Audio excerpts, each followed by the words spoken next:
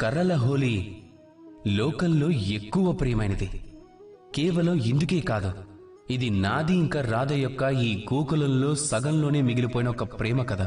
ఇక ఈ ప్రేమలో అందమైన ప్రేమ, సాహసం, వీరత్వం యొక్క భావన ఉన్నాయి.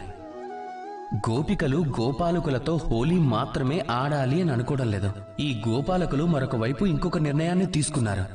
హోలీ యొక్క ఈ పండుగ మేము ఇవాళ మా ప్రేమతో కలిసే ఆడుతాము అని, లేకపోతే ఎక్కడికి వెళ్లేది లేదు అని. ఇప్పుడు గోపికల చేతిలో ఈ కర్రలు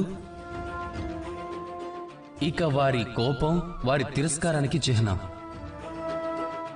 ఇంకొక వైపు గోపాలకుల చేతిలో ఈ కవచం వారి అచంచలమైన సంకల్పానికి ప్రతీక.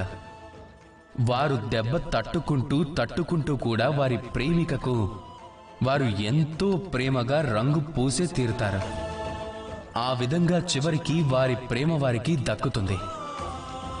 అంటే అర్థం, ప్రతి కోపం మీద, ప్రతి తిరస్కారం మీద విజయం పొందాలి అనుకుంటే సంభవం అవుతుంది. అది కేవలం ఎంతో అచంచలమైన ఇంకా అనంతమైన ప్రేమతో మాత్రమే. అందుకే అందరూ నాతో కలిసి చెప్పండి, రాధా కృష్ణ.